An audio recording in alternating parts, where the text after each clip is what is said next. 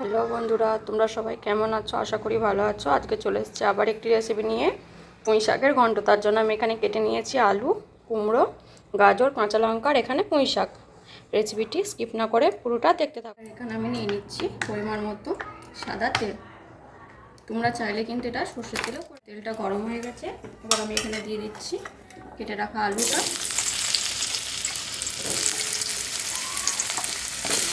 কুমড়োটা আর গাজরটা। এখানে কিন্তু সব সবজি আমি একসঙ্গে দিয়ে দিয়েছি, আলাদা আলাদা করে দেওয়ার কিন্তু এখানে প্রয়োজন নেই। দিয়ে দিচ্ছি 1 চামচ পরিমাণ হলুদ আর 1/2 চামচ পরিমাণ নুন। এবার দিয়ে সব করে এখানে ভালোভাবে ভেজেও নেব। আর ভাজতে ভাজতে কিন্তু আমার এখানে অনেকটা সিদ্ধও হয়ে যাবে। কিন্তু আলু কুমড়োটা ভালোভাবেই ভাজা হয়ে গেছে এখানে। এবার আমি দিয়ে দিচ্ছি কেটে রাখা শাকটা।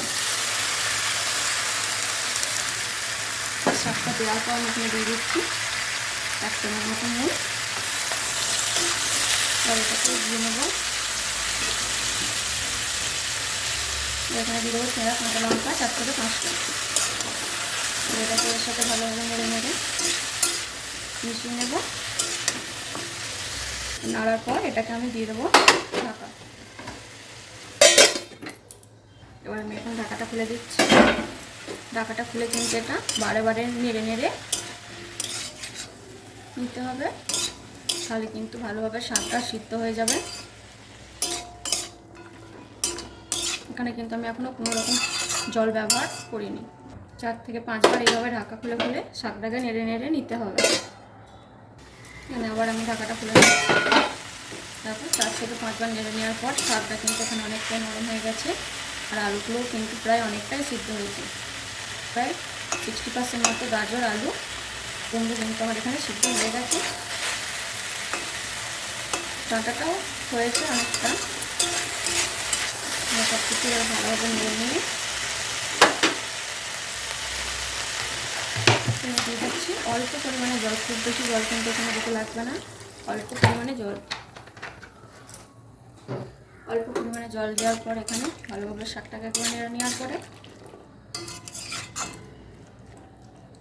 এইভাবে সব এক জায়গায় করে দিয়ে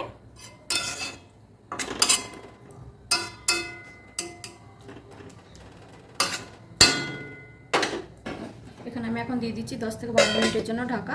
আর গ্যাসটা কিন্তু মিডিয়াম ফ্লেমে রাখতে হবে। এবার ঢাকাটা খুলে নিচ্ছি। জলটা কিন্তু এখানে পুরোপুরিভাবেই শাকেতে, আলু, কুমড়ো সব কিছুতে টেনে নিয়েছে। আর এখানে আমার সব কিছু ভালোভাবে সিদ্ধও হয়ে গেছে।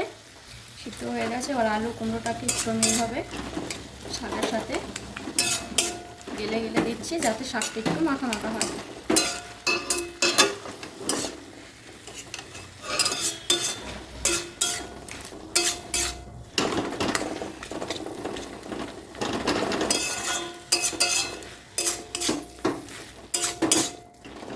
শাকটাকে আমি এখন ঢেলে নেব।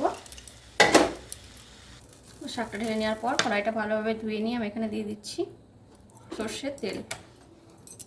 এখন তেলটা ভালোভাবে গরম হয়ে গেছে, আর আমি এখানে ফোড়নের জন্য দিয়ে দিচ্ছি একটা তেজপাতা, 2টো শুকনো লঙ্কা আর 5 ফোড়ন।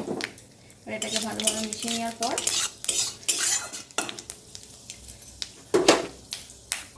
এখানে দিয়ে দিচ্ছি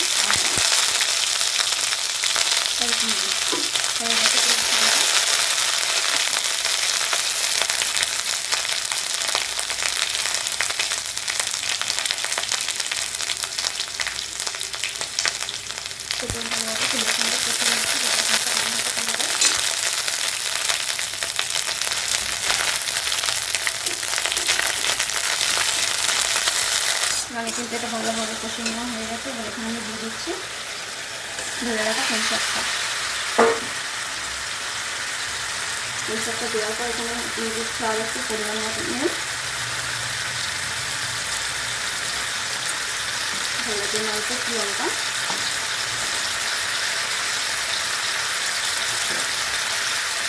আর একটুখানি স্বাদ মতো চিনি। তো এটাকে এইভাবে ভালো করে মিশিয়ে নেব।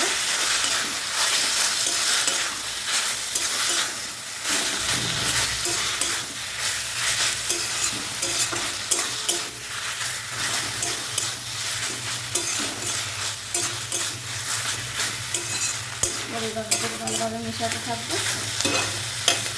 মশলাটা দেওয়ার কারণে এটা 2 থেকে 3 মিনিটের জন্য এখানে আরেকবার আমি ঢাকা দিয়ে দিচ্ছি।